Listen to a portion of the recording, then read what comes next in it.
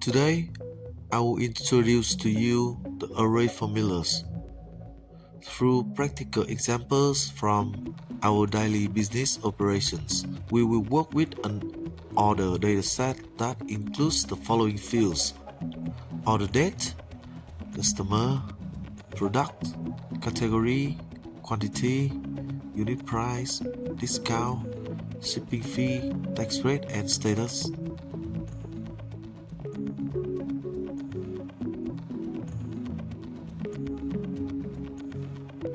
In the first task, we will calculate the gross sales, which is defined as quantity multiplied by unit price.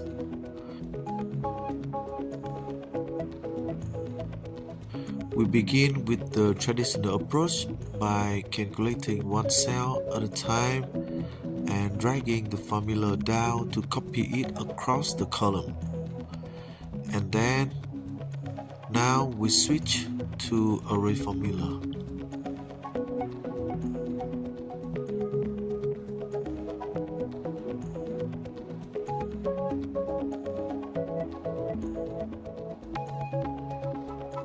So instead of referencing a single cell, we reference the entire quantity range and the entire unit price range.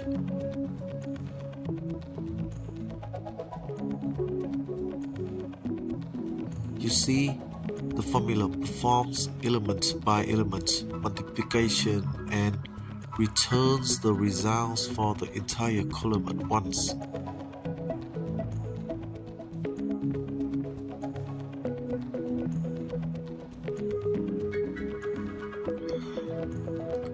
In the second task, we calculate the discount amounts for all rows using the formula quantity multiplied by unit price and multiplied by discount rate. So we write an array formula by multiplying the quantity column with the unit price column and the discount column together.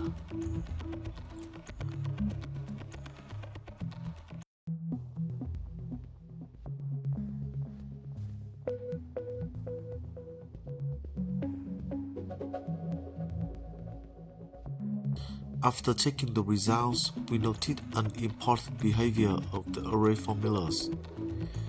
Individual cells generated by the array cannot be deleted separately.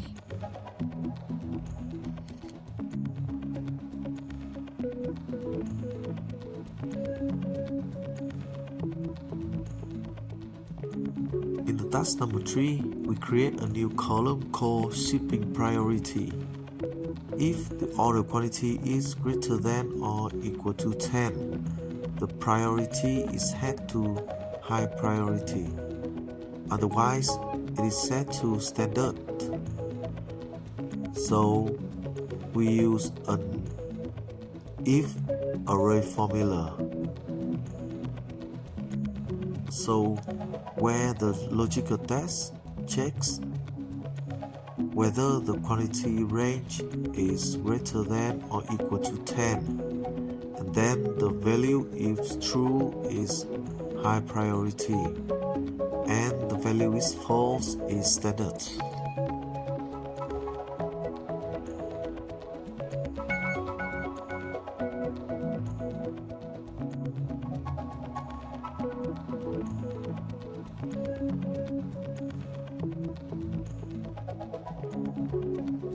In the task number 4, we will check whether any orders have a missing order ID. These orders are treated as draft orders and excluded from the calculation.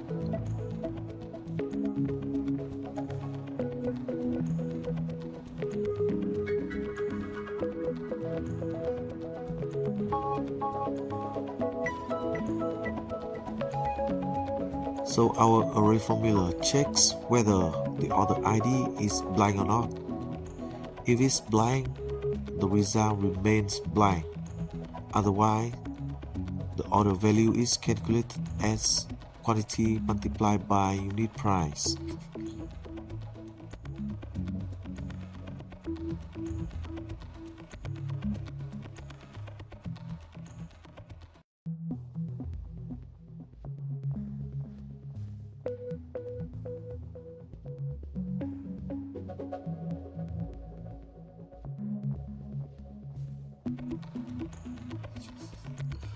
In this lesson, we are going to create a full description for every order by combining the order ID, customer name, and category. Please note the specific format required. We start with the order ID, followed by a dash, then the customer name, and finally the category will be placed inside the parentheses. I will start by creating the full description column. Then we will use the concatenate function to join the text strings together. The first text string will be the order ID, so I will select the entire range in the order ID column. It's from A2 to A11. Next up is the character string connecting the order ID and the customer name, which is a dash. As you can see here, this consists of a space followed by a dash and then another space. The next text string is the customer name. I will select the entire customer name column. At this point, you can see that we have successfully joined these two columns together. Moving on, the next character is the opening parenthesis.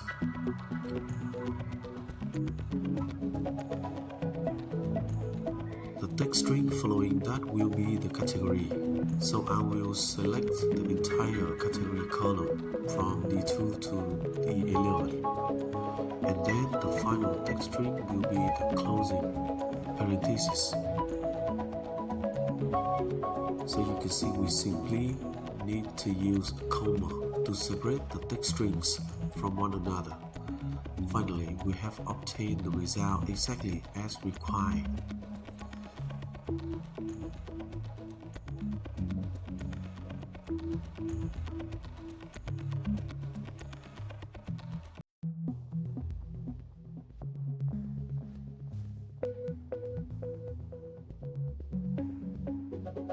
In this exercise number 6, we are going to calculate the total tax paid for each order. A quick reminder, make sure to divide the tax rate by 100 to get the correct percentage. I will go ahead and create a total tax column. To find the total tax paid, our formula will take the product quantity multiplied by the unit price.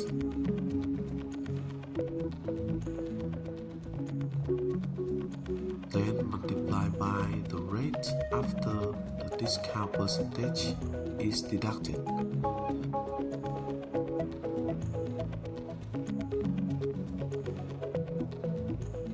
And finally, multiply by the tax rate.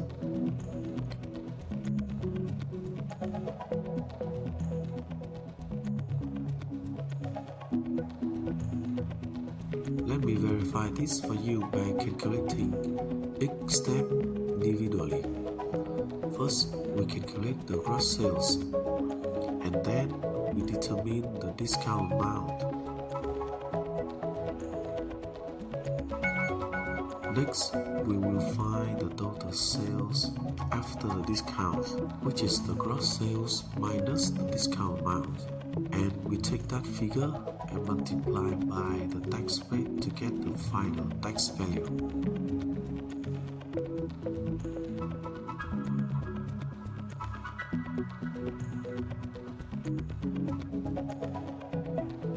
Now looking at this, we need to divide by 100 here. I actually forgot to include that division earlier. Now the calculation is correct.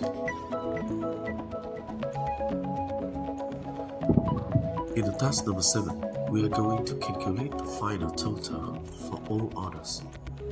This is calculated as the gross sale minus the discount amount plus the tax amount and plus the shipping fee. First, I will calculate each component step by step so you can grasp every part of the formula. We need to calculate the gross sales, the discount, and the tax, and finally, we will calculate the total.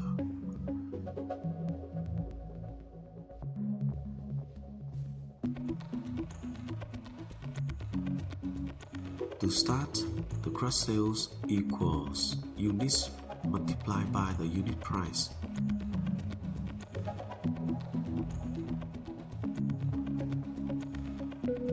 Next, the discount equals the gross sales multiplied by the discount.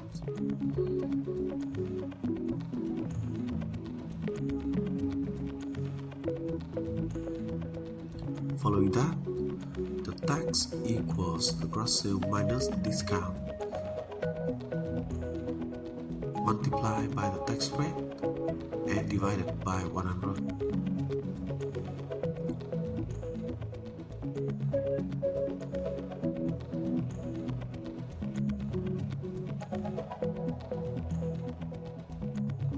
And finally, the total equals three components above added together. And finally, we very quickly obtain the results for the entire column.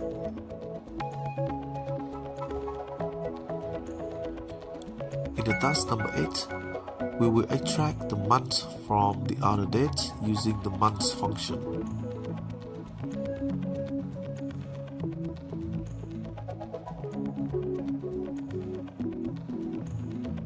The serial number argument references the entire order date column. And now I will modify some dates to verify whether the formula updates correctly.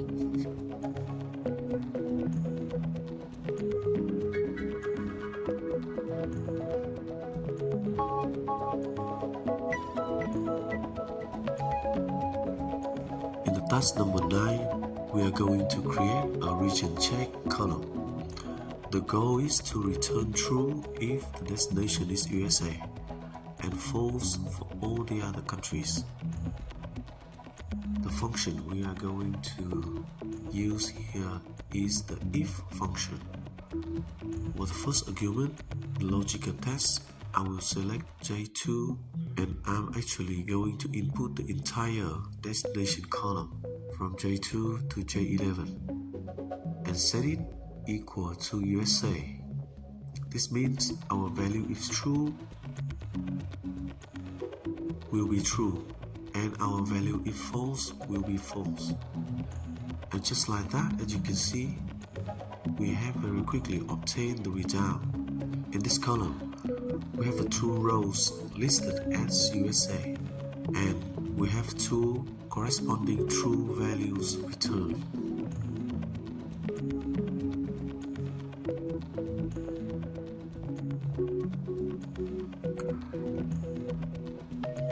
In the task number 10, we need to write a single array formula in the header cell of row number 1 with the title rent total and performs the calculation for all rows below.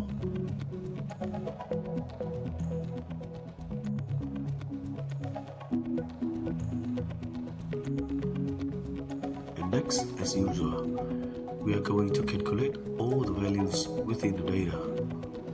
However, what makes this different from the previous exercise is that we will perform the entire calculation using a single function syntax. First, we multiply the quantity by the unit price. Then, we multiply that by the remaining value after discount is applied, which is 1 minus the discount rate. And following that, we will multiply by 1 plus the tax rate.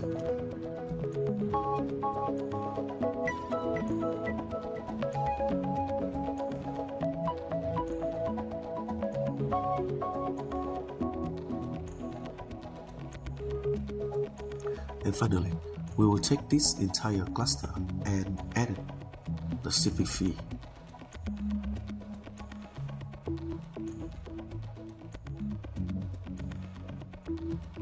And finally, we have obtained our results.